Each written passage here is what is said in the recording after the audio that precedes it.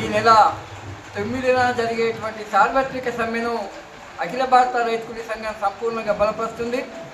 ఆనాడు జరిగేటువంటి సమ్మెలో కార్మికులతో పాటు గ్రామీణ ప్రాంతంలో కూడా ఎస్కేఎం తరఫున ఏఐకేఎంఎస్ తరఫున సంపూర్ణంగా కూడా గ్రామీణ ప్రాంతంలో కూడా బంద్ నిర్వహించాలని చెప్పేసి అఖిల భారత రైతు కూలీ సంఘంగా మేము నిర్ణయించాం.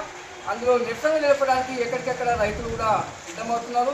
ప్రధానంగా దేశ వనరులన్నింటినీ కూడా కార్పొరేట్ కంపెనీలకు అప్పచెప్పుకున్నటువంటి మోడీ ప్రభుత్వానికి వ్యతిరేకంగా, మరీ ముఖ్యంగా కార్మికుల యొక్క పని భద్రత లేదా కార్మికుల సమస్యల్ని పరిష్కరించడంలో కేంద్ర ప్రభుత్వం విఫలమవుతున్న నేపథ్యంలో ఈరోజు సమ్మెకి వెళ్ళడం జరుగుతుంది. ఈ సమ్మెని విజయవంతం చేయడానికి అన్ని వర్గాల ప్రజలు పాల్గొనవలసిందిగా అఖిల భారత రైతు కూలీ సంఘం తరఫున తెలుపుతున్నాం.